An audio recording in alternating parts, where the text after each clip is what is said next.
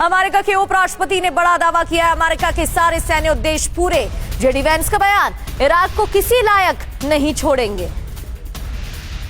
Iran के खिलाफ जंग खत्म होगी, 2 साल तक ईरान जंग के लायक नहीं रहेगा।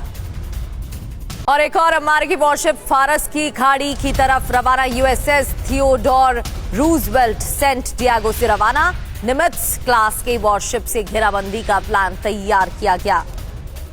तो यूएसएस थियोडोर रूजवेल्ट सेंट रवाना, निमित्ज क्लास के वॉरशिप है थियोडोर।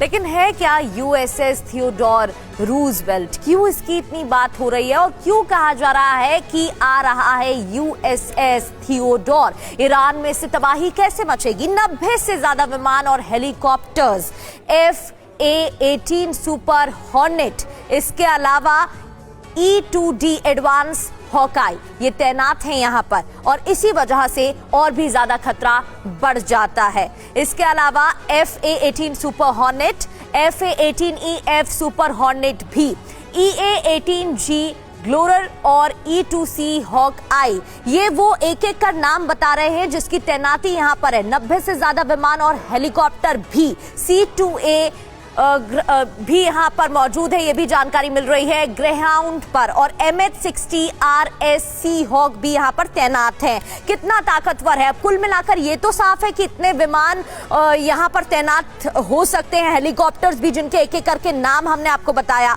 गाइडेड मिसाइल क्रूजर से लैस है, इसलिए बहुत ताकतवर माना जाता है। डिस्ट्रॉयर से पनडुब्बी खतरों को डिटेक्ट भी करता है और उन्हें नाकाम भी करता है। निमित्ज श्रेणी का न्यूक्लियर वॉरशिप भी है ये। रडार, इलेक्ट्रॉनिक उपकरण से लैस भी है।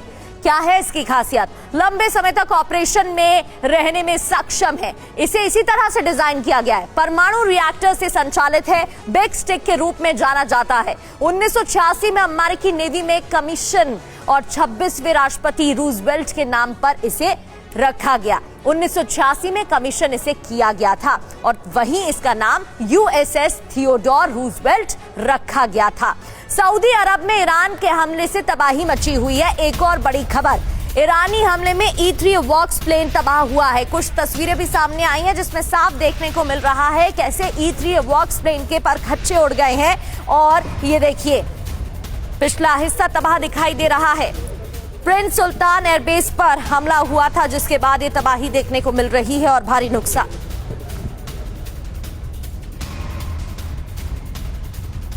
ईरानी हमले में E-3 वॉक्स प्लेन तबाह हो गया जिसकी तस्वीरें आपके सामने हैं।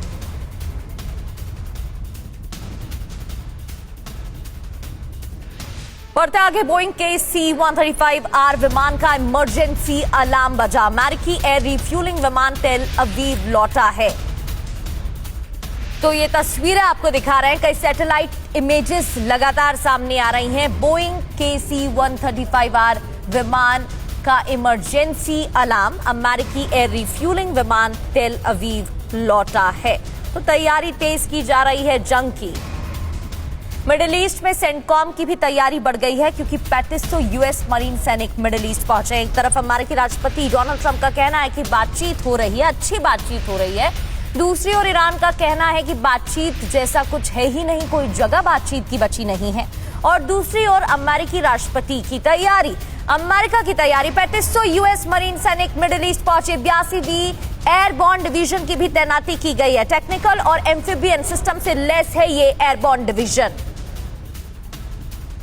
तो 1 महीने का महासंग्राम, अमेरिकी नेवी क्या काम करने वाली है? क्यों 3500 सैनिकों की तैनाती की जा रही है और अमेरिकी नेवी कैसे तमाम काम करेगी? यूएसएस त्रिपोली पहुंचा है, 3500 मरीन्स तैनात किए गए हैं। यूएसएस जॉर्ज बुश भी रवाना किया गया। मिडिल ईस्ट में जाएगा ये रणनीति तैयार की गई है। यूएसएस थियोडोर रूजवेल्ट, जिसकी एक जानकारी खासियत की दी, ये सैन डिएगो से रवाना कर दिया गया है।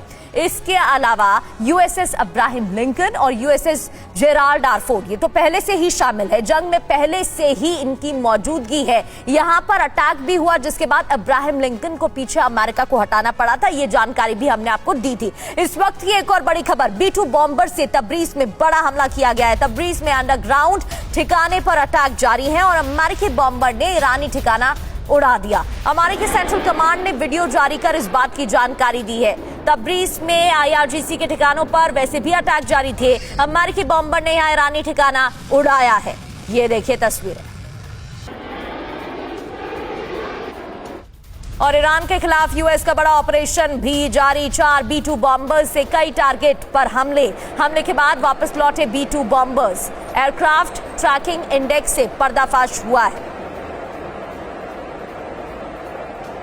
तो हमले के बाद वापस लौटे हैं B-2 बॉम्बर्स। एक और खबर अमेरिकी B-52 बॉम्बर से जुड़ी।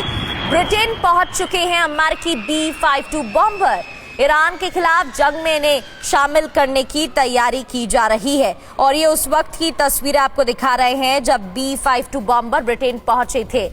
अब इजरायल के बेत शमेश की कुछ तस्वीरें आपको दिखाते हैं। TV9 सहयोगी मनीष झा लगातार ग्राउंड पर मौजूद हैं और यहां ईरानी मिसाइल से तबाही मची हुई है। हमले जारी हैं। ईरानी हमले में बेत शमेश में भी भारी तबाही मची हुई है। बेत शमेश से ग्राउंड रिपोर्ट आपको दिखाते हैं।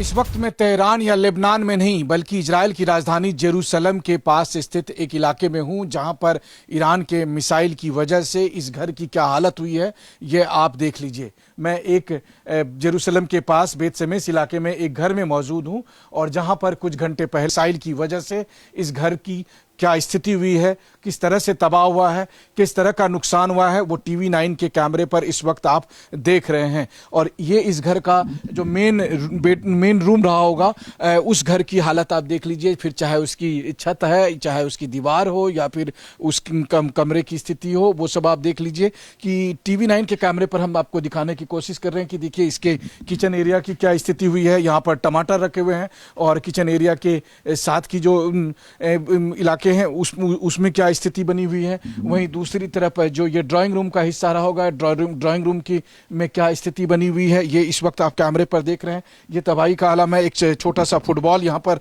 बच्चे का मुझे साफ दिखाई दे रहा है। जाहिर है कि ये कोई मिलिट्री एसेट्स नहीं है।